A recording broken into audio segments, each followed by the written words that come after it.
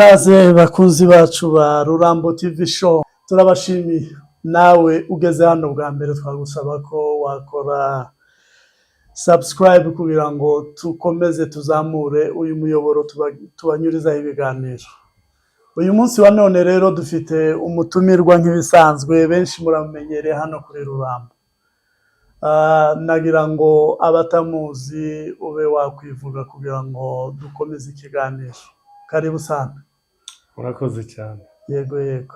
Ndara bamaze kumenya bose. Ariko hari n'abatakuzi. Sawa reka mbibwire. Nitwa Mahirwe Dani. AFC. Mahirwe Dani AFC. Asante sana. Yeah.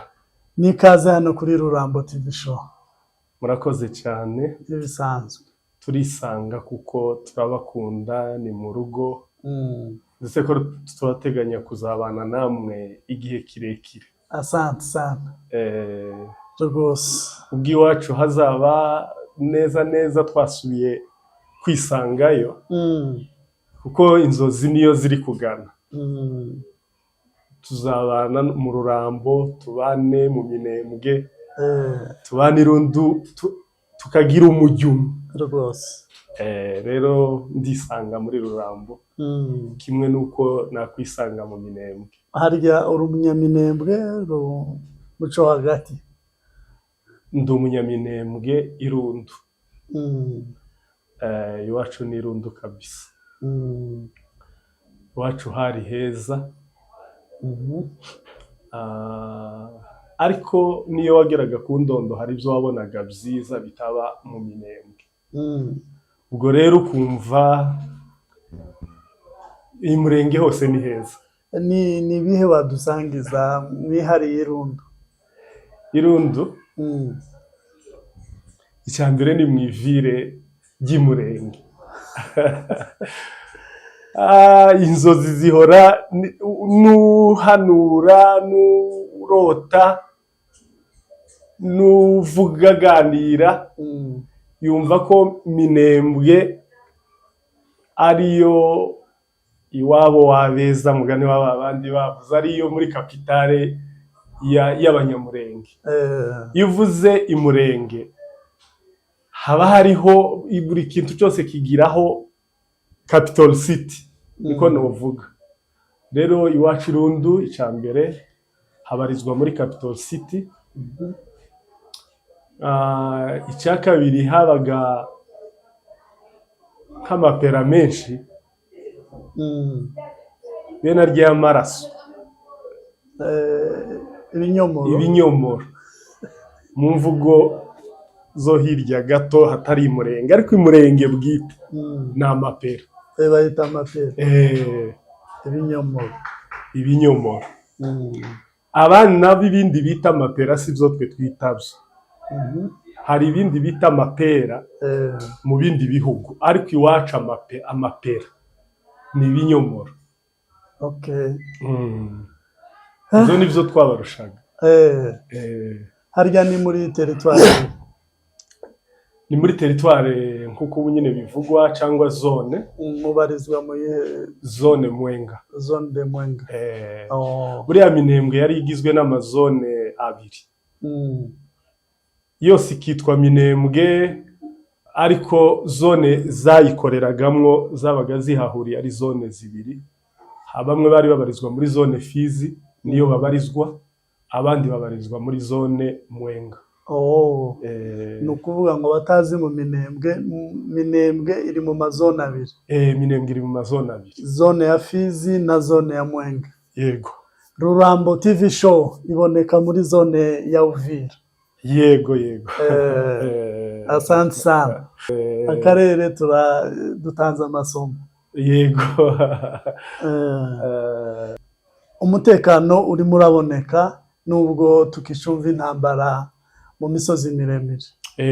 Ariko uko bigaragara nuko benshi bari no baherereye no muri ibi bihugu bahungiyemo barimo bitegura kuba basubira iwacu. Yego.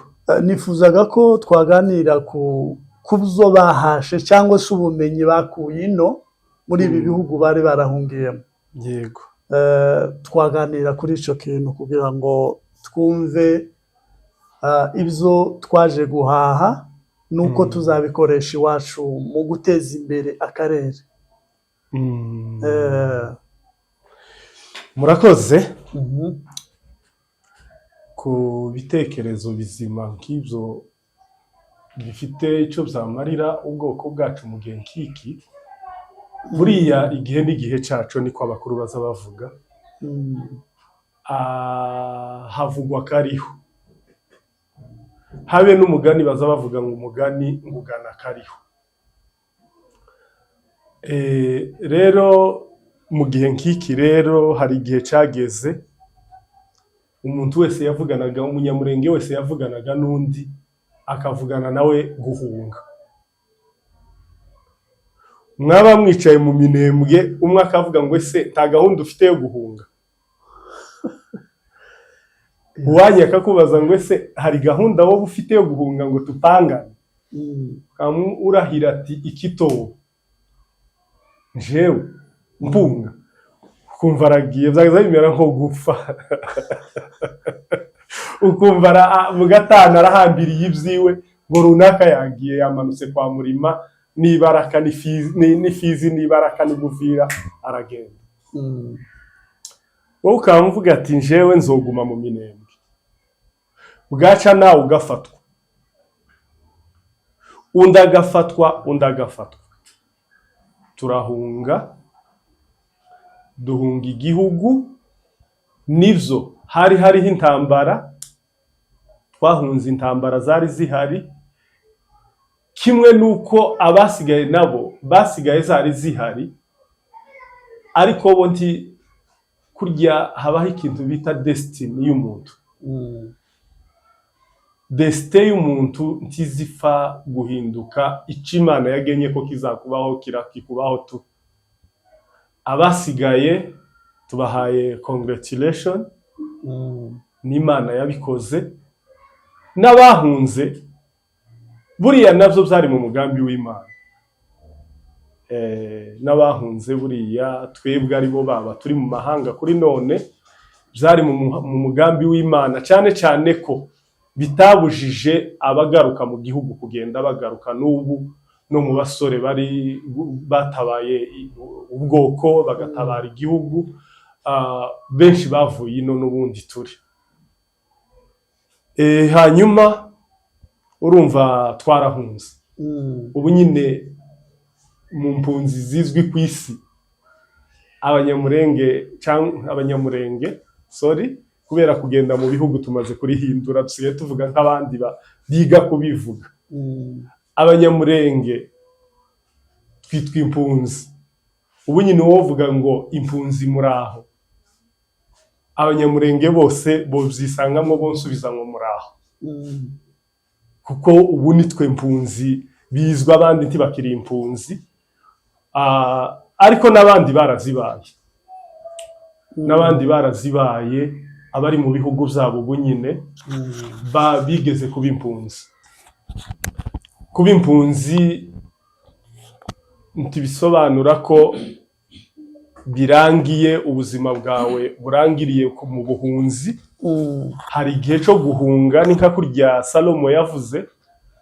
Salomo yaravuze ngo hari igihe cyo kurira n'igihe cyo guseka. Kuba impunzi ntibisobanuye ko bigarukira aho, hari n'igihe cyo guhunguka. Rero nkuko wari bibajije munyamakuru,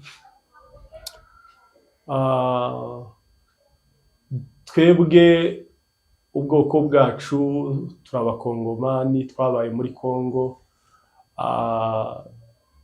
Imirimo yacu nkuko ubizi mu gihugu cyacu yari ukorora inka, cyo cya mbere. Icya kabiri kwari uguhinga, ubworozi n'ubuhinzi. Bikagarukiraho, nta muhanda twagiraga ngo dushinje abantu wenda yuko batabibyaje umusaruro uhagije, kuko nta muhanda twari dufite ngo tube twashobora kudevelopa ibyo dukora bibashe ku expandinga bigere kure. Ariko nanone kubera uko kubura umuhanda byatumye dusa naho tugize n'ubukene muri twe bwo gutekereza ko hari ibindi bikorwa byokorwa hirya y'ibyo byombi, guhinga no korora. Ariko byose twabiterwaga kuba limite, tugahora ku kintu kimwe, twabiterwaga no kutagira umuhanda.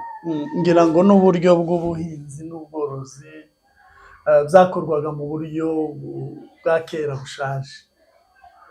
Aha, bwo guhingisha amasuka, ego, bwo korora inka za kinyamurenge za kera, ego, zitanga uwo musaruro nawe udafatika. Twari turimo tuganira ku kijanye n'ibikorwa twe dushobora cyangwa se ubwenge twakuye ino dushobora kuja guteza imbere iwacu. Yego. Yego. Hanyuma rero waruvuze ko mu bikorwa byakorwaga hariya harimo ubuhinzi n'ubworozi, nabyo byakorwaga nyine mu gihe navuga mu buryo nyine bushaje bwa kera. Mu gihe rero turimo c'iterambere, mwagiye muza muri ibi bihugu biteye imbere bitahuye n'intambara, igihugu cyacu cyagiye gihura n'intambara zitandukanye zituma abaturage rwose usanga imibereho ikiri hasi. Yego. Ugereranyije n'ibihugu twagiye tunyuramo duhunga. Ni ubuhe bwenge mwumva mushobora kuba mwajana iwacu nyine mu rwego rwo kuhateza imbere? Yego, nico nari nshoreye. Yego. Nari ntarabigeraho neza, ariko nshaka kubanza kwerekana imbogamizi twagiraga. Hanyuma tugeze no mu bihugu twahungiyemo bifite umutekano, kuko nawe uri mu mbogamizi twagiraga zihoraho, bikagira n'iterambere. Tumaze kugera ino twabonye ibintu byinshi bitandukanye n'ibyo twatekerezaga. Icya mbere twakuze ni mu bitekerezo. Icya kabiri, tumaze kubona ibitekerezo bitandukanye n'ibyo twagiraga, dutangira gushira mu gukora, kuba active, gukora ibintu bishobora gutuma ubaho kandi ukabaho neza, gutandukanye na kujya twatekerezaga kubaho. Iwacu twari tuzi ngo umuntu ugomba kubaho neza ni umwarimu. Wageza ama wiga pedagogy, wiga ngo nzaba umwarimu. Undi akiga avuga ngo azaba, ko hari ikindi cyabagaho hirya umuganga. Uvuga ati nindangiza ishuri nzaba muganga. Kandi ukumva ko ari uko kubona ifaranga kubaho. Ibindi byose ni umuhinzi n'umworozi. Twagiye kuza muri iyi minsi ya nyuma aribwo abantu batangiye kumenya ubwenge bwo kujana inka kuzicuruza n'ibitungo. Bakabijana bakagera kure bagacuruza bakabona amafaranga n'ibyo. Ariko umutekano wari ntawo, byakorwaga na bake nabo bitanze batazi ko bazohuruka. Ariko kuri uyu munsi hari ibindi tugomba kuba twaramenye. Ndagira ngo mpe message abantu twese turi muri ibi bihugu by'ubuhungiro, cyane cyane abari hano turi muri Kenya, yuko tutagomba kuzasubira iwacu nta kantu ka bagage kihamba dufite dutahanye tugiye kuzaplika ngo tugashire mu bikorwa iwacu hahinduke, hagira isura y'ivyo twabonye biremesheje iterambere ry'ibihugu tugiye tubamo. Iyo ni message mbahaye umuntu wese yumve ko afite umutwaro uvuga ngo ese none ko AFC iri guharanira kuvuga ngo ubwoko bwacu n'abandi bose abakongomani bagiye babura umutekano bagahunga, batahuke baze batahe mu gihugu cyabo, kandi nta shema ryo kwitwa impunzi, nta shema ribaho ryo kwitwa impunzi rwose. Buriya nibi byose tubona dukora tukabona tubayeho nk'abandi, ariko ibo siko batubona. Iyo batubonye baravuga ngo abangaba baje nyuma ejo bundi batwuzuriye igihugu, ibintu bene ibyo nta shema. Ariko ishema ni igihe tuzaba turi gukora ibikorwa turi kubikorera iwacu. Rero nkaba nasaba umusore wese mbere yuko dukomeza no kubiganiraho, umuntu wese ugifite imbaraga, ugifite ibitekerezo, ugifite guharanira ejo hazaza, kugira icyo azakura ino muri aya mahanga, azaja gukorera iwabo hakabasha gutera imbere, hagasa n'ahandi hose, ndetse tukabasha kuba wenda abantu buriya hari ukuntu abahanga bareba iterambere umuvuduko rifite, bakaba basanga aritwe turi gukora cyane kuruta Kenya, bitewe n'aho dutangiriye n'aho tugeze mu gihe runaka. Ibyo rero tukazabitahana. Rero ngarutse kuri topic twari dufite,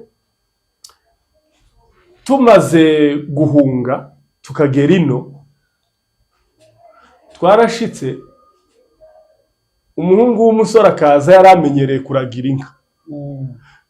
Nabonye umunsi umwe turi hariya mu mujyi turi kugura ibyo twacuruzaga, uwacu bakamubwira ati urashaka iki? Akaba arashaka flash disk ya 32GB. Noneho ntazi 32 ngo niki, akavuga ngo arashaka 12.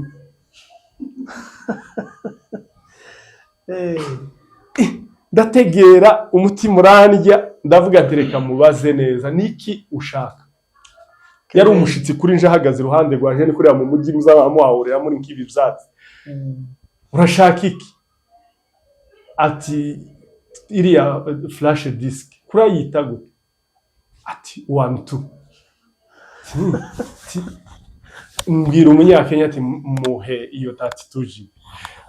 Guhera kuri ubwo buzima muri iyi minsi twarahuye, urumva aho yahereye. Uwo munsi twuriye imodoka turagenda ngo tugere Kibira, imodoka ngo ihagarare gutya hambere ihagaze, ahita avamo. Tutaragera iyo tuje tuba tumutayaho, yari umushitsi avuye iwacu. Imitima irahagarara, twibwira ko wenda ari gita, ariko yamahera aho yamatangira kugenda akora, abona arahurutse. Naramubajije nawe formule yambwiye z'ukuntu yatashe n'izimana yonyine. Urumva uwo muntu icyo nshatse kuvuga, umva uko yaje muri ibi bihugu byari bidusize cyane, kuva iwacu kisanga Nairobi, byari bidusize cyane. Ariko kuri uyu munsi amaze kwiyadapta kuruta abanyagihugu batuye. Aho hantu kubera ko ubwoko bwacu kwiyadapta naco ni ikintu nabashimira cyane. Navuga ngo nakwishimira, nshimira ubwoko bwacu, ico kintu ubwoko bwacu baragishobora. N'amaraso ya gikongomani Kabisa, umukongomani taza yijene aza yiyadapte vuba vuba. Rero tugeza aha dusanga ibihakorerwa bitandukanye n'ibyo twari tubamwo, dusanga ibihakorerwa byose byinjiza ifaranga, kandi bitwigisha guhaguruka buri munsi ntiwicara. Tugira umunsi wo kuvuga ngo ndicara, ngo ndi ku gatorero, ngo kuko niwicara nturya, niwicara uragira ibibazo bitewe naho waje hatakwemerera kwicara. Iwacu rero twicaraga kuko twumvaga ko bijya bihagije gutunga inka 50 n'ijana, abafite 100 bari abakire cyane, ufite 10 akama yumva ko ari uko nguko. Ariko tugeze ino dusanga ibyo twitaga ubukire biratandukanye. Urabona iyi gorofa ugiye kwibarira amafaranga yovamo n'inka nyinshi, ni ibibuga by'inka kandi wowe si umukire ukomeye hano muri Kenya, ni kawaida. ni kawaida. Twebwe twara tugira ikintu cyo kunyurwa na duke, ukanyurwa na duke ukumva yuko nimba ugeze ku nka 200 uri umuntu ukomeye. Ndaguciye mu ijambo, biriya byaterwaga na dépense nke, byaterwaga n'iki? Wabitoye ariko ni dépense nke. ni dépense nke. Ejo naganire n'umuntu kuri iryo jambo, ndamubwira nti ariko ubundi ruguru hari umugabo wagiraga amafaranga ageze nk'idolari 100 mu mufuko, hambwira atese ziki, imboga zabaga ziri mu nzu, ifu iri mu nzu, mu murima ibigori bihinze, inka ziri mu biraro, waja no mu isoko ufite idolari 10 ukabura ico zigura ukazisubirana mu rugo. Hari n'ico giturage ntawuzi ngo yonywa soda, kuvuga ngo umugabo yamagenda yicare mu bandi bagabo ngo agiye kunywa soda. Umugabo w'imfura ngo karanywa soda mu isoko, ariko ico twovuga mu gihe wenda ibitekerezo hirya no hino biri kwerekeza iwacu, turi kubona n'abantu bose kwisi n'inkambi ko baragenda babasezerera, urumva bari mu makambi batandukanye baragenda bataka. Ejo nari kumwe n'umuntu uvuye igakuma, yarambwiye ngo ni gakuma babikase, ibyo babafashaga ngo babikase. Uganda nuko bavuga, mu Rwanda nuko bavuga, i Burundi nuko bavuga. Ariko dufite ikintu umutwaro umwe gusa, ese muri aya mahanga twajemo tugakora imirimo yose, hariho imirimo wenda twakoze ya fucking job, iyo bita gutyo iciriritse. Ese niyo tuzotahana iwacu tuje gucuruza protector? Ese tuzoje iwacu uzoza ugenda uje gutura mu byaro, uhawe ugenda uzunguza amasabuni n'ibitenge? Navyo nje nkabona wenda navyo si bibi, ariko muri aya mahanga turimo tugomba kugira ibintu nk'abantu b'abagabo, nk'abantu b'abasore, nk'abantu bazoba bari iwabo, tugomba kugira ibintu dukuye muri aya mahanga. Umunsi umwe nari mvuye muri Uganda ndi kumwe na Bishop Kavoma, ni ijambo ryiza reka muvuge kuko ni message yampaye mbashije gukwiza. Arambwira ngo mwa basore mwebwe mukiri bato, timuka Dr. Kavoma, timukaze hano muri aya mahanga ngo muze muri Kenya mwicare mwishura amazu y'abanyakenya, renti ya buri kwezi, mwirwe muzunguruka ifaranga mwazibonye ni sawa, Imana yazibahaye babaguriye, ariko ngo mu buri kintu mwiga kindi ku ruhande muzatahana. Sinzi abasaza ni nk'abo bagiriye yereko, bareba kure. Abasore tunyurwa n'ibyo tubonye aho, bikaba bitunezeza aho kwa mukunda Kenya, ukaba wumva birarangiye kuba ubona ifaranga ukarya ukishura inzu. Ariko abasaza bagahindukira bakareba, ese nyuma y'ubu buzima aba bazobiki? Arambwira ati mugende mw'igicongereza, mw'igicongereza, mw'igururimi. Dore ko dufite n'amahirwe make twigiye mu Gifaransa. Ico Gifaransa ubu nyine kirasa naho ta soko gifite. Ni naco cyatugize abakene bo gukora, kuko bari baratwigishije gusiga itoko cyo mu ma office n'ubundi. Ariko urareba hano abantu bakoronijwe n'Abongereza n'ubundi habe no gukora nibo bambere n'abakozi. Hanyuma aravuga ati dore twarize mu Gifaransa, ico Gifaransa abacize kiri perfect ni baki, ariko isi turi kujamwo ni iy'icongereza. Mugende timuzicara, twari mu modoka tuva za Busia tuza turaganira, twari twicaranye ku ntebe, ndavuga nti taho buriya taho umuntu atakwigira, niza amasomo aremereye cyane. Avuga ati mwiga imodoka, abandi biga icongereza, abandi bige machine zino za computer. Nihe ofisi wajamwo gukora utazi computer muri iki kinyejana, ukabona ugatekereza ngo nzakora muri ofisi, ukicara utazi aho winjirira muri computer gukora muri ofisi? Ni ikibazo. Ariko abantu benshi twicaye aha turi muri protector, turi mu bacuruzi ibindi n'ibindi bitandukanye biriya byose ducuruza, twumva ko wenda ibyo bihagije kuzakorera igihugu, ariko ntabwo bihagije. Ntabwo bihagije. Mu gihe Imana yatugirira neza tukabona igihugu, hakenewe abantu bafite ubumenyi. Yewe hari n'ibintu twarahaye umwanya munini buriya. Twari twarahaye umwanya munini ikintu kivuga ngo abakozi ba leta, ngo abakozi, umuntu wese ufite ifaranga ni umukozi wa leta. Ino uzubona ariko bimeze. Oya. Ahubwo hano biratandukanye. Umukozi wa leta ni uhembwa make, bafite umushahara ugennye. Mu gihe rero abakire ari abikorera. Yego, nico nari nshatse kuvuga cakigiye kuncika. Twese twarashoye amaso, bampa akazi muri leta, mbe mwarimu, undi mbe muganga, mbe ikintu bizodukwira twese, nimba bizonaba bamwe bazobikora, abandi ntibazayibona. Ariko nabo bazabikora.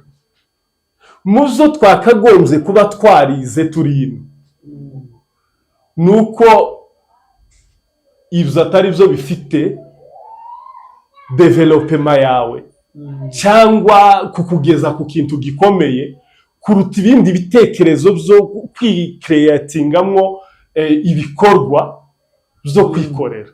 Taguciye mu ijambo, yego, hari imyuga twe twasuzuguraga. Yego, kukuba imirimo y'amaboko. Ese hari akazi tutasuzuguraga?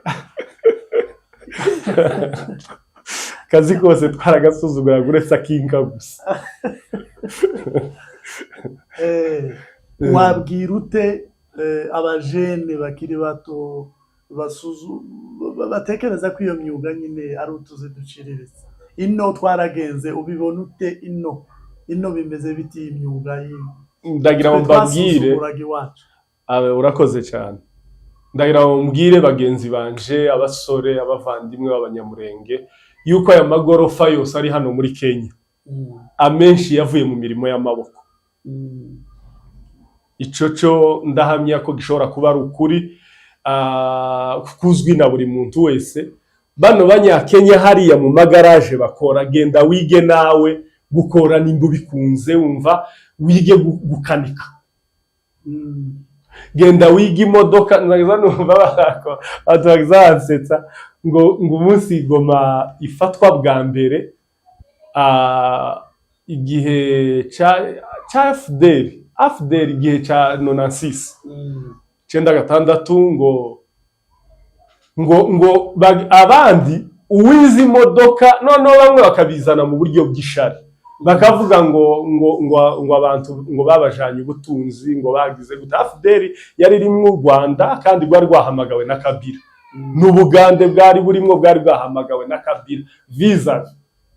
Noneho bamara gushika ngo basanga imodoka yiri, umwana w'umunyarwanda wize imodoka kama yikubitamwo insinga akazicomekeranya hariya kuri Ntuzi, akaba ayicanyeho.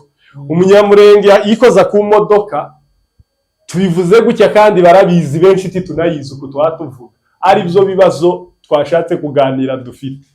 Yikoza ku modoka, imodoka kabura hayituruka, ndazi no gukingura n'urugi wenda bamwe. Umuhungu akaba yiroha mu mashati, mu birato, mu munyu n'isukari akabicanaho. uwundi akikorera moto agakubita moto umugeri, undi agaha imodoka kontake akagenda. Kontake ni iyihe? Yaragiye kontake ariko kuko yize ibintu by'imodoka yahurije umuriro hariya kuri tuze ahicana, bana bakavuga ngo bajanye ibintu, bayijanye kuko babifitiye ubumenyi. Tukom ubu nyine mushobora kwa applyinga gusaba akazi, bakavuga ati umukozi dukeneye ntabwo asabwa ibintu byinshi, abazi gutwara imodoka y'akazi. Ico cagutaye, nimba utazi kuyitwara cagutaye, ntukagira ishari ngo abandi babonye akazi, tayari watakaye. Noneho nkaba nabwira abasore bagenzi bacu, uzugenda uhawe utembera uhawe ucuruza, ugasanga umumama w'umunyakenya, umugabo umugabo karacuruza imbuto, umugore karacuruza sukuma n'inyanya n'abandi. Wabaza nk'umugore harabo ganira nabo mwamwishikiranyeho, akakubwira ngo izi mboga natangiye kuzicuruza mfite uyu mwana wanje avutse, none arangije university nizo namwishuriragamo ishuri. Kandi ntibagira ikinyomba, ikintu cyo kubesha, bateye nk'aba bazungu. Wa mugabo yavuze ati aba bantu ni abahanga, ariko iyo babeshe baremera. Siko Bishop Apotre Gitwaza yavuze, abazungu buriya ni abantu b'abahanga bakora indege n'ibindi bikagenda, ariko uramubesha akemera, kubera ibo ntibazi ko kubesha bibaho. Abanyakenya kakubwira ati izi mboga uhabona izi nyanya ukumpanka atasukuma gutya, nivyo vyigishije uyu muhungu wanje bari kumwe. Ari umugabo utuye hano inyuma afite ikibanza, naraje mu ndafunguye etage y'amazu 5 agerekeranye, kandi twirwa tumugurira imboga, ibishyimbo bitetse, inyanya. Ibi ni ibintu turi kuganira bifite evidence zifatika. Abasore bacu n'abagore bumve ko ifaranga zitari ku ishuri no mu kazi ka leta n'ahandi mu gihe uzobugiza amahirwe yo gutaha. Cyane cyane ko umuhanda watangiye gukora, ubu tuvugana kurakorwa. Ibyo mbifitemo amakuru, mfite n'abakozi bahaba ukoramwo tuvugana. Imihanda izamuka aho plateau, itiraje aho plateau iracyari kwikorwa muri Nord. Muri Nord. Ariko ari gahunda ya AFC yo gushira ibikorwa remezo mu karere kose kabisa, kandi uko nukuri kandi kirakorwa. Ubwo rero mu gihe umuhanda uzabuhari, ndakubwiye kandi naje nibwira, ni ikiganiro kimwe nuko nawe woza ukanganiriza. Buriya iyo turi kuganira gutya ntibivuze ko abantu benshi batabizi, nabo bazoze batuganirize batubwire n'ibindi twasize. Hanyuma umuhanda urahari, uraza ukagera imbere y'inzu yawe, cyangwa ukagera hafi y'aho utuye. Habe na bya biti byacu bya ruguru ni ifaranga. Ubu ibintu by'imirimo ya leta muri ibi bihugu, kuko twari tumaze kubivuga, twagezeyo dusanga nivyo bihemba make.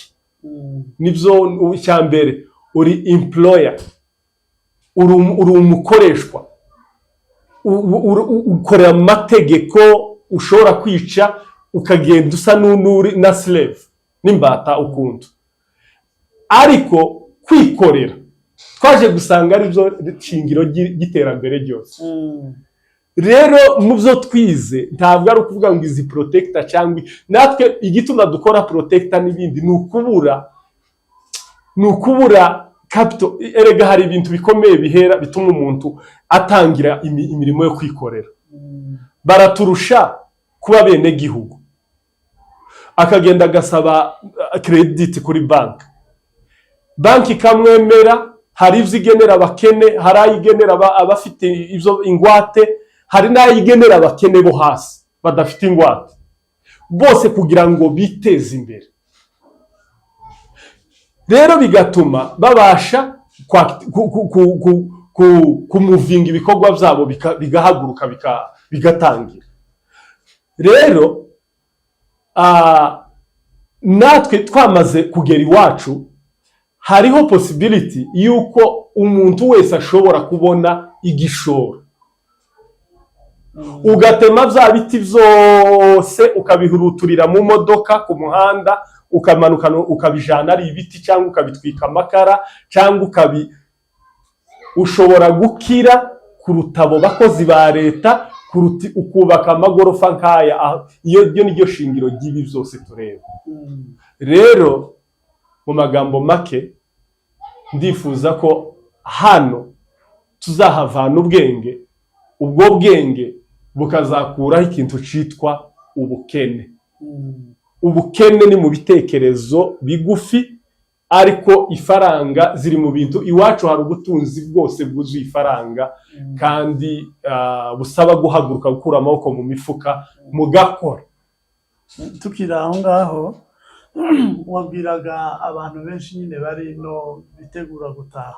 Ego. Hanyuma hari urubyiruko rwinshi rwagiye rumenyera ubwenge no mu bihugu by'ubuhunzi batazi iwacu, bangusangiza abantu opportunity nyine ari iwacu yo kuba bashoramo amafaranga cyangwa se babonamo ubushobozi bwo kuba bakora. Ni mu biki uja mu biki, niziye business? Yego. Ndatekereza yuko ku basore batazi iwacu bakuriye ino batarabona iwacu, ni byinshi wenda umuntu atabasha kumara byose, babonamo ama opportunities menshi, ariko muri bike navuga. Nimba warize icyongereza, igihugu gisha terenshasha, igihugu gisha cyasigaye mu buryo bw'iterambere, kiba cyuzuye byinshi ku muntu ufite ubwenge bwo gukora. Nico cyambere kiba gifite ibikorwa byo gukora. Nimba warize icyongereza, swat ube mwarimu mu ishuri runaka utanga icyongereza, cyangwa ushinge formation y'icyongereza. Ako ni akazi k'umuntu wakuriye ino.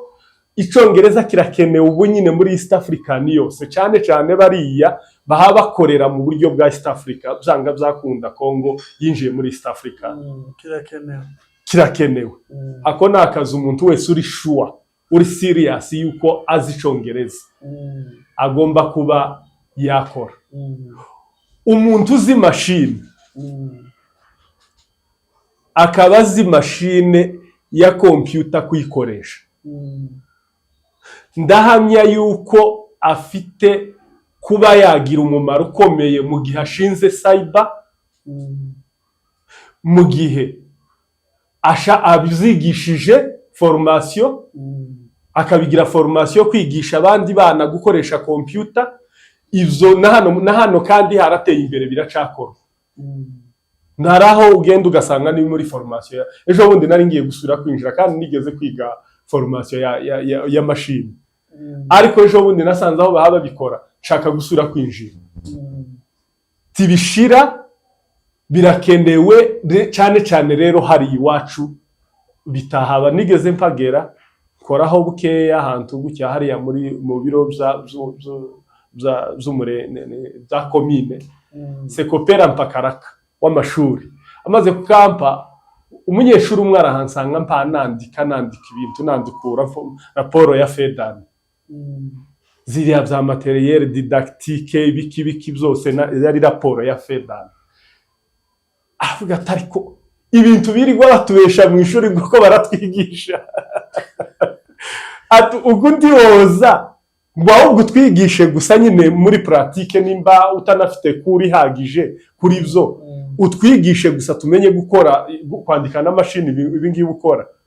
Bivuze ngo ruguru ntiho burizo abana abasore bafite ubumenyi bashobora kuja gukora, tibishobora kubura.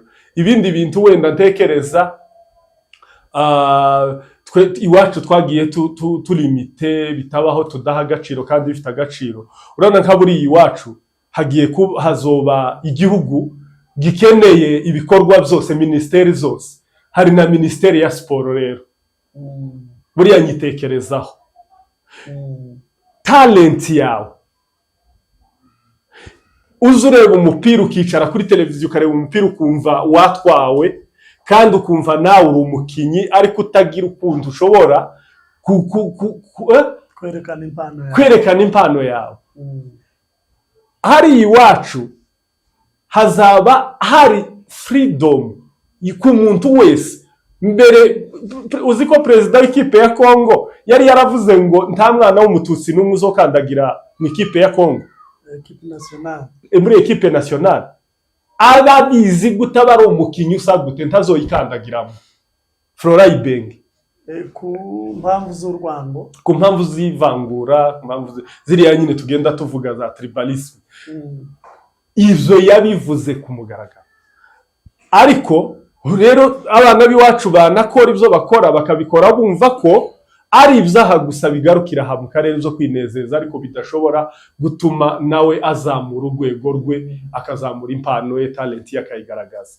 Ariko urumva ko na hariya nuzaba afite impano iyo ari yo yose, yaba music, yaba umupira, yaba n'ikindi kintu, ni tere nshasha izaba ifite kukuzamurira impano. Ejo bundi ushobora gusanga muhamuje gukina n'u Rwanda n'u Burundi na Tanzania na Kenya n'ahandi, mukagira ayo mahirwe bene uko kose. Izo opportunity zose zirahari. Ngira ngo urabona nkaha muri Kenya ubwoko bita abakalenjin n'abahanga muri atletism. Ngira ngo natwe iyo talahariya kubera n'iriya misozi miremire, ngira ngo kubazi uriya mukino bakunze kuvuga ko abantu bava mu misozi miremire bikunze kuborohera gukora iriya sport. Ndetse nino twagiye tuza za football, twagiye tubona amatala, ariko kutagira igihugu nyine bikarangira batabikoresheje cyangwa se batabikoze kinyamwuga. Nivyo bano bakalenjine usanga aribo baserukira kino gihugu kubera kuba mu ma highlands niko babita. Ugasanga kwiruka barabishoboye pe, bariruka bakabitsindira, ayo mafaranga bakayarya ya marato. Rero urabona ko ivyo byose nama avantage ari mu buryo bwo kugira iwanyu, ukagira izina, ukandikisha izina ryawe bikagaragara, kandi nawe ukabikirangirire gifite aho gishingiye. Ariko hari n'abagiye bakinira mu bindi bihugu bafite talent zikomeye, ariko zikagenda zishira mu gihe kidateganyijwe bitewe nyine no kugenda bahura n'ama obstacle ataramba. Avantage uhabwa kubera ko si wani. Yego. Ariko rero tukaba dukangurira abantu bacu ni ibintu byinshi ushobora gukora kinyamwuga kandi bigakunda. Twakoraga mu buryo bwa analog, ariko ubu nyine ukabikora mu buryo buri digital bugezweho. Uzi ko ejo bundi namwanganira n'umunyakenya hano acuruza amashitingi wabo, arambwira ati aba bantu bose wabona bakora, aba bagore bagurisha imbuto z'imboga n'abanje nije bakorera, bose bakora ari nje nababwiye amafaranga bampa ku munsi bazisaruye mu kwanje. Anyereka imirima ye yose bitaba yakodesheje, yishura akabikodesha, anyereka imodoka yiwe y'akazi ya trailer n'iyindi yo kugenderamo. Imboga pepiniere ni nko gukora seeds. Izo ni avantage umuntu w'umu agronome muri twe wize ibintu by'ubuhinzi ashobora kugenda akabikuramo amafaranga amamodoka ya za rukururana, umuhanda ugapfa kuba gusa uhari. Rero nkaba nabasha kubwira abantu bacu iwacu ni heza, iwacu abagiye hanze ariko niko Imana yabageneye na amahirwe, n'abatazajayo ntabwo ari bivuze ko ari iherezo ry'ubuzima ngo umuntu azaba yumva ngo kuba atagiye hanze ngo niho hari bizwi kaho hanze hakomeye. Nabo barara bicaye bakora, birirwa bakora bakarara bakora tibagira umwanya wo kuruhuka, wagera iwacu ukabikora gutyo, ukarigwa wicaye ukarara wicaye utekereza ukora upanga ibikorwa byawe uplaninga neza uburyo ugomba kubikora, umuhanda uhari. Ndakubwira ukuri yuko ushobora kubaho neza ndetse kuruta bari utekereza bari muri za Amerika n'ahandi. Yego tutarambiye abantu rero, wasoza ikiganiro nimba hari inama watanga ukayitambutsa. Murakoze. Iki kiganiro ndumva ko kitashira. Nukuri ndumva kitashira. Ariko abadukurikira ndagira ngo mbagire inama yuko gukora niryo shingiro ryo kwigira. Gukora niryo shingiro ry'iterambere. Nta terambere, nta gihugu cogira iterambere kidafite abakora. Ariko ni ishingiro ry'iterambere n'ubukungu bw'igihugu, budget yose ituruka mu kugira abaturage bakora ku manywa na nijoro, bafite umutekano, hanyuma bakakora 24 hours. Rero iwacu ni heza, niyo message nabaha. Hari ibikorwa byinshi n'isinsha ushobora gukoreramo ibikorwa byawe kandi ukayibonamwo umusaruro uremereye ukomeye ushobora kukugeza ahakomeye. Iyo niyo message mbashije guha abavandimwe. Yego, asante sana.